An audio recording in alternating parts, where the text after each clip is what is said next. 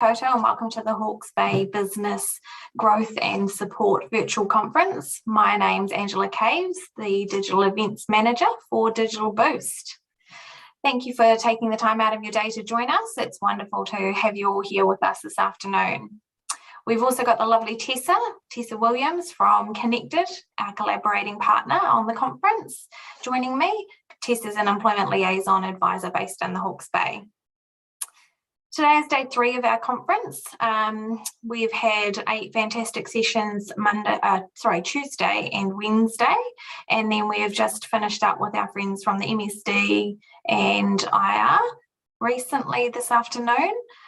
We've got a couple more sessions coming up today. We've got the Business.govt one now, obviously, that we're in, and we've also got Employment.govt at 4 o'clock, our last session of the conference. Sessions are being recorded, so we've got this session recording now and live stream to Facebook, YouTube and LinkedIn.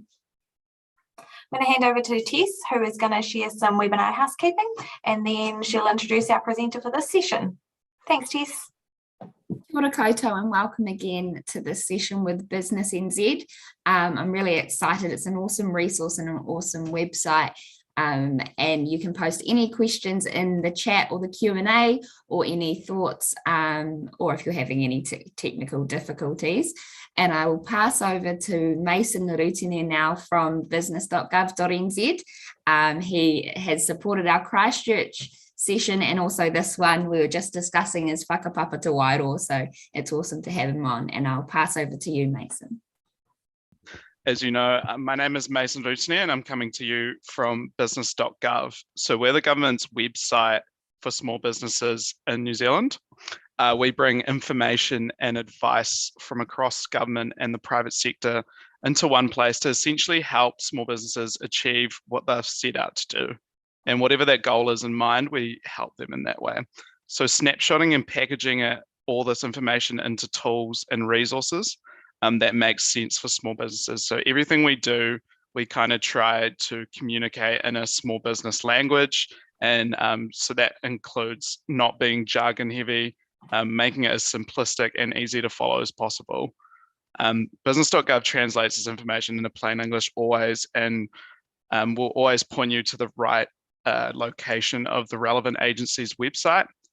So that's a huge thing in government as well, to see what kind of business support you can get.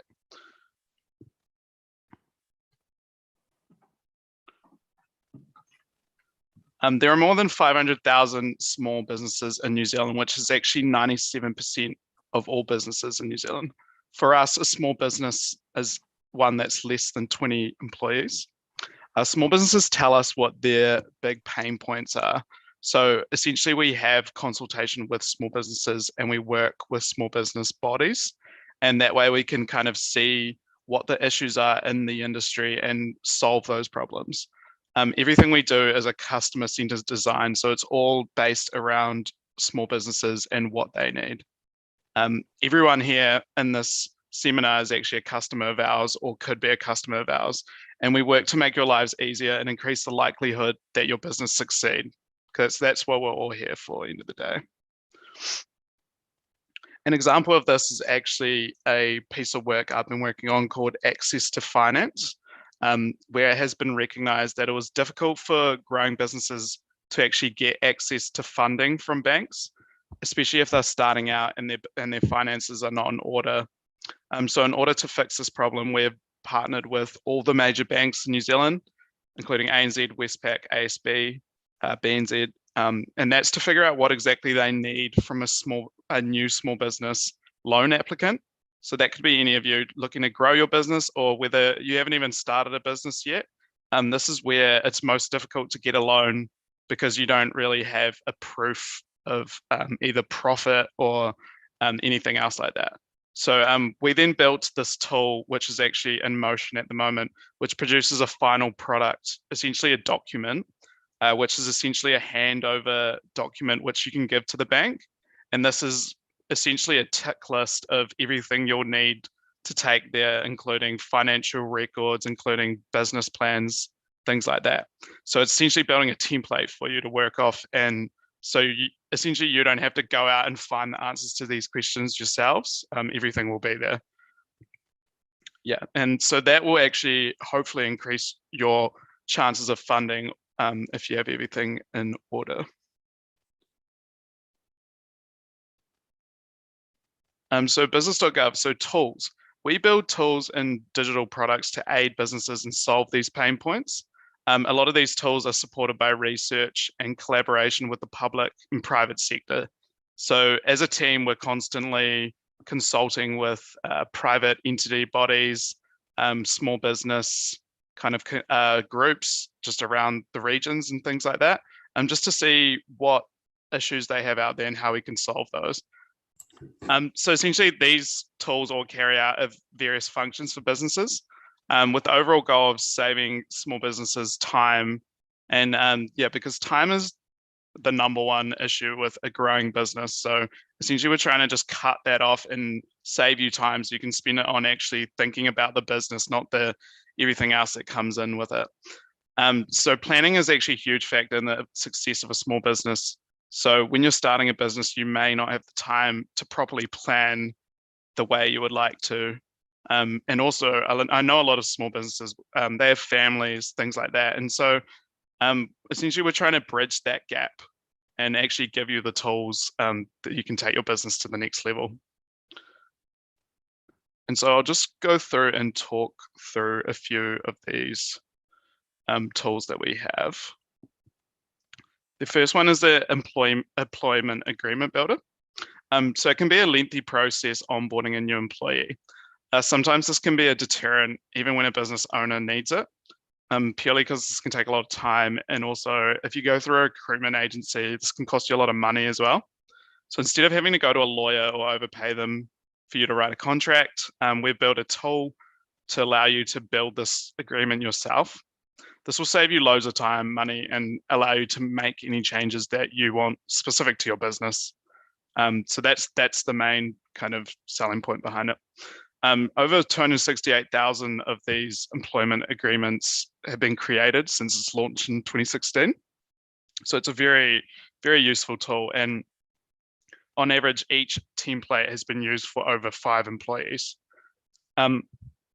I think this is a super helpful tool, especially in the beginning stages, or you're bringing on a first employee, but often recruitment agencies can cost a few thousand, and then you go to a employment lawyer who wants to build you a contract, and that can cost an extra few thousand. This is just essentially cutting out those costs straight down the middle, which is what we want to do. And the next tool I will talk about is OneCheck. So this is a very interesting tool. Choosing a name for your business is actually a really big decision, as we all know here, especially if you plan on building a brand or international brand around this name. Before you make any decisions, it pays to make a few quick checks to see if just any other businesses are using similar names and how easy it will be to protect that name. This also applies to existing businesses. While it's better to get it right from the start, it's never too late to make a quick check. It gives you information like available social media handles, a clear explanation or difference between a registered business name, a trading name, and a trademark, guidance on how best to protect your brand, and information about next steps. Also, flowing on from this, once you make these searches, we'll provide kind of backup content that we have on Biz.gov that actually will explain these things for you, like IP, like the importance of registering a business name, things like that, just so it can kind of explain in more detail. I would highly recommend using this tool in the business planning process. I've actually used it myself in one of my small businesses that I've set up on the side. And yeah, I think it's just a great tool. Yeah, there's not really anything else that kind of exists out there like this. So yeah, we're pretty stoked on that. So the next tool I will just briefly take you through is called Compliance Matters. So another major pain point for small businesses is their compliance obligations. As a lot of you will know already, compliance can be such a confusing process, also very time consuming, which is not ideal for a growing business. From this, the Compliance Matters tool was born. For this tool, Business.gov partnered with over 10 different government agencies to become a central hub or a database for compliance information specific to each industry. So when you go into this tool, they'll ask you sort of what industry you're in and what kind of interests you in business. And you'll essentially get a print off or a just landing page of a bunch of different links that will explain to you your compliance obligations in that specific industry. This is really important, especially for small businesses, I know from experience that it's just easy to kind of let compliance things get away from you. And also compliance is such a fast moving kind of space that, it's impossible to kind of keep up with everything that's happening and all your obligations as they're constantly changing. So that kind of addresses that problem. And the next tool I will discuss is Choose Business Structure. So this tool is somewhat self-explanatory. This tool helps you to choose your business structure during your business planning. Company, sole trader, or partnership, what should your business be? That's essentially the question that we base this around. There's obviously some more different kind of abstract business structures like social enterprise. They're also included in there. So whatever kind of your goals are at the start of starting your business, your business structure should somewhat reflect that. So if you're getting into business to help communities and you're not so profit-based, you might be a social enterprise and things like that. So yeah, choosing the right business structure for your business is one of the most important decisions. Also, the different structures have different legal and financial obligations. So that's another huge part of it, and why you should actually take the time to choose a structure well is because they all have different legal obligations and they also have different liabilities as well.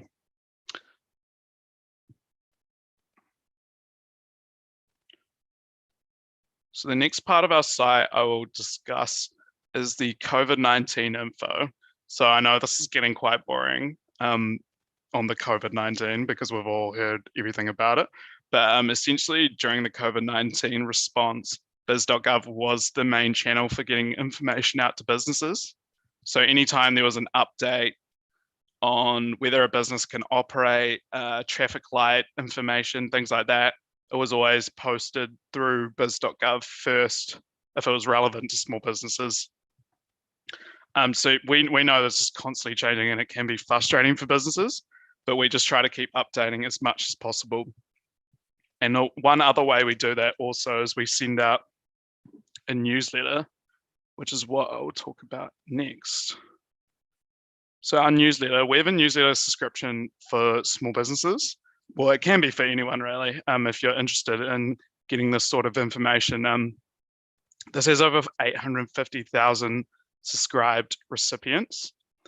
These newsletters feature curated content and articles to help small businesses, for example, tips to get through your tax time and money in your mental health. Those are two of my favorites recently that we've done. So we just try to kind of look at the small business ecosystem and how can we add value through this newsletter. And this newsletter has actually been used quite a lot for COVID information as well.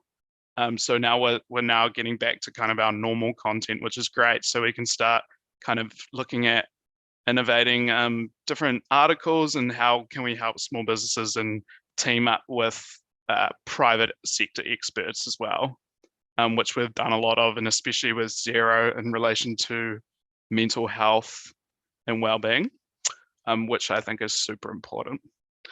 The last thing I'll talk about just briefly is Digital Boost. So as Angela knows, Digital Boost is a government-funded program. I think it's super, super valuable. I worked on Digital Boost at the start of my career at MB, and I loved that project. So essentially, if you don't know what Digital Boost is, it's based on a business-to-business approach, and essentially what they've built there is like, it's essentially like an educational course, and it also features things like videos, which is what I worked on, and that was spotlighting different businesses and how they pivoted through COVID and how they've adapted digital tools.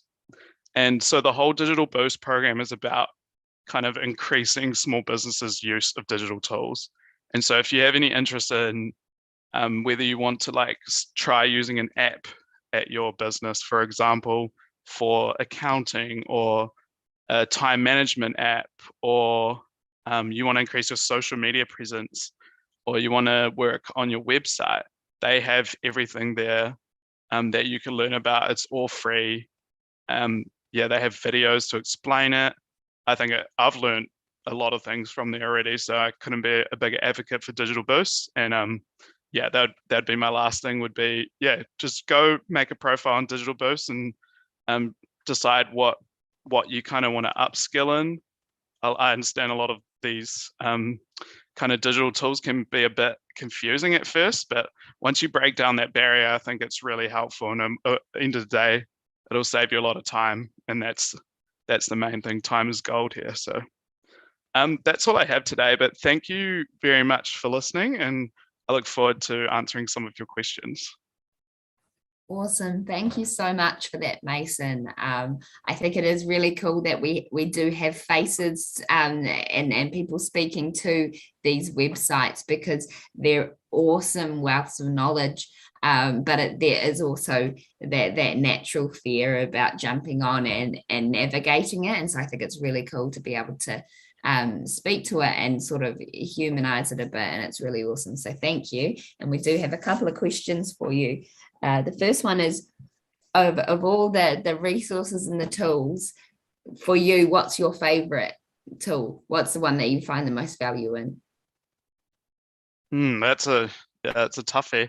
I think my favorite would probably, my favorite is the one that is upcoming, but it's probably about 6 months away from going live, which is that access to finance work, which I briefly discussed. But yeah, my favorite is probably the employment agreement builder, purely because I know how much lawyers cost, and it's already quite a process onboarding an employee. So the fact that you can just do that for free, while also changing a lot of things to your liking, or that you need in a contract, is that's invaluable to me. So yeah, that'd probably be my favorite. Awesome. Thank you so much. I know in my mahi, I recommend that employment builder, because there's a lot of unhappy conversations about having to put that stuff together. So that's awesome to have. Yeah, exactly.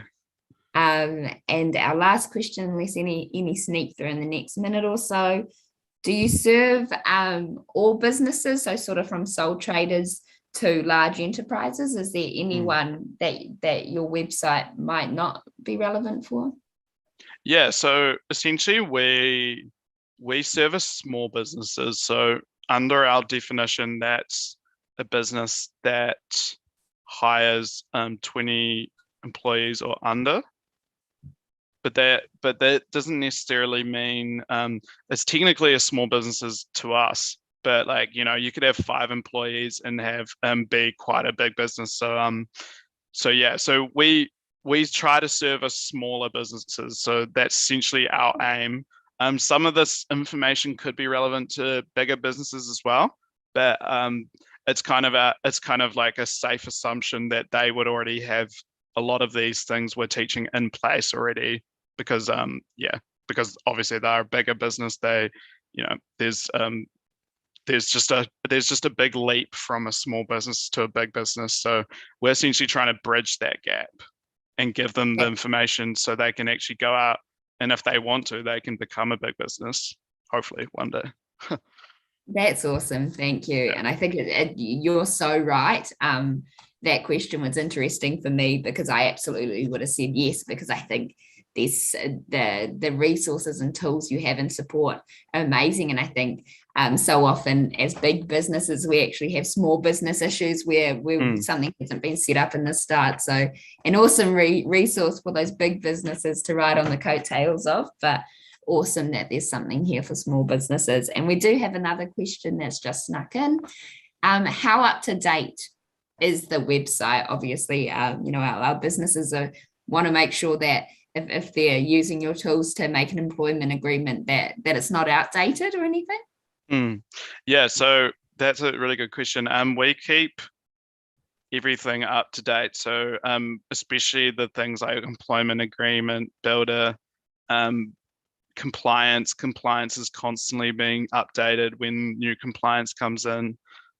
Yeah, pretty much all our content is none of it's outdated.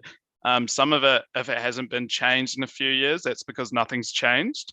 So that would be the only reason. But as soon as things change in a space, it's kind of on us to go and actually update these things, and that's quite important to us because we don't want to be giving out wrong information or dated information. So a perfect example of that was this whole COVID-19 kind of how we've spread this information to small businesses. We've kind of not on purpose become the hub for business information for COVID. So, it's a blessing and a curse. Can't say it's exactly fun, but hey, it's all good. It's got to be done. So, so sorry for the long answer, but essentially, yes, we do keep things reasonably updated as much as we can. A great answer, and I can attest to that. If I ever see something and I think, oh, is that still relevant, especially now with the financial information and wage subsidies and things like that, and trying to make it accessible, but as soon as you print it off, it could be out of date. So I often just scurry to Business.gov and check that I am on the right track. So well done on being so up to date. That's awesome. Oh, that's a great review, Tessa. Thank you. Can pay me later. And that's all the questions from me. So thank you again. Awesome. Thanks, Tess. Thanks, Mason. Yeah, look, I have to also special mention of the plug for Digital Boost at the end there. I couldn't agree with you more. It is a fantastic learning platform, or if you just want to learn anything new about your business, if you're at a certain stage, maybe you've just moved from sole trader to having your first employee and you need to update a few things, you can jump into Digital Boost and it'll give you some advice in there. And recently we have launched a new tool within the Digital Boost platform called Checkable. So if you have a website for your business here in New Zealand, you can pop your website in there and we will give you a full report on your website, your socials, compliance. So jump into Digital Boost, register, and then use Checkable. It's an incredible tool there, along with the Business.govt website and our session coming up next as well from Employment New Zealand. What I might do actually is just chuck that link. If you would like to join us for the employment session, you can register for that and join us at 4 p.m. Other than that, thank you, Mason, for joining us again here from Christchurch to Hawke's Bay. It's wonderful to have you along on the journey. To our audience who have joined us on Zoom or via a live stream, thank you again for giving up time in your day to come in and be part of our conference. It's been a pleasure to bring this session to you. Again, as I mentioned earlier, all sessions are going to be available post-conference for you to watch at your own leisure. That brings our session to a close. Thank you all so much for joining us today. Hopefully to see you at the last session at 4 p.m. Thank you all. Kia ora tātou. Thank you.